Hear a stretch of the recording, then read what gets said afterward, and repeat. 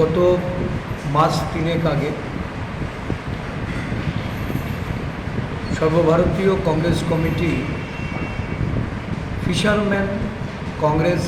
এই ডিপার্টমেন্টে রাজ্যে নতুন সভাপতি এখানে মনোনয়ন দেওয়া হয় এবং ওনাকে মনোনীত করার পরে ফিশারম্যান কংগ্রেস ডিপার্টমেন্টের রাজ্য কমিটি গঠন করার লক্ষ্যে উনি রাজ্যের বিভিন্ন প্রান্ত থেকে এই দপ্তরের উনি সংযোগ করেন এবং নেতৃবৃন্দদের রাজ্য কমিটি পুনর্গঠনের মধ্য দিয়ে তাদের আজকে এক সভায় মিলিত হওয়ার আহ্বান রাখেন। আপনারা জানেন যে আসন্ন লোকসভা নির্বাচনকে কেন্দ্র করে আমাদের রাজ্যে সব কয়টা শাখা এবং আমাদের যে ডিপার্টমেন্টগুলি আছে বা সেলগুলি আছে এগুলি পুনর্গঠন করা হয়েছে এবং তাদের সকলের সহযোগিতা নিয়ে রাজ্য কংগ্রেস এই নির্বাচনী লড়াইয়ে অবতীর্ণ হয়েছে। পশ্চিম ত্রিপুরা লোকসভা আসনে ইন্ডিয়া জোটের ভারতীয় জাতীয় কংগ্রেসের মনোনীত প্রার্থী আশিস কুমার সাহা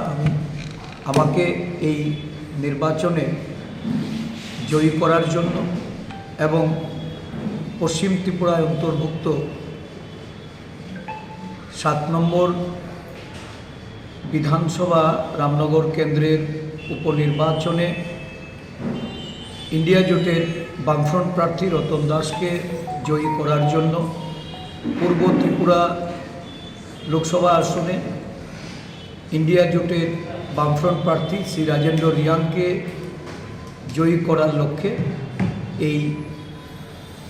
বিভাগের পক্ষ থেকে সমস্ত নেতৃত্ব আগামী নির্বাচন অবধি দলের সহযোগিতার প্রশ্নে দলকে সমৃদ্ধ করার জন্য দলের প্রার্থীর অনুকূলে ভোট প্রদানের জন্য তারা নিরলসভাবে কাজ করে যাবেন এবং নির্বাচনী প্রস্তুতি হিসাবে আজকে এই সভা আহ্বান করা হয়েছে। এই রাজ্যে ফিশারম্যানদের তাদের ভাগ্য আজকে 10 বছর কেন্দ্রে বিজেপি শাসন এবং রাজ্যে 6 বছরের শাসনে তাদের উন্নয়ন, তাদের পরিবার পরিজনদের জন্য তাদেরকে সহযোগিতা করা, বেকারত্ব মেটানো, দ্রব্যমূল্য থেকে শুরু করে সমস্ত কিছু যন্ত্রণায় আজকে এই রাজ্যের অন্যান্য পেশার মানুষের সঙ্গে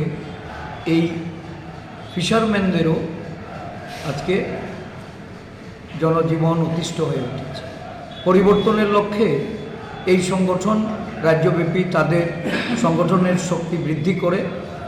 লড়াইয়ে অবতীর্ণ হচ্ছে। আমরা আমাদের দলের পক্ষ থেকে এই সংগঠনের সমস্ত নেতৃত্বকে একযোগে সারা রাজ্যব্যাপী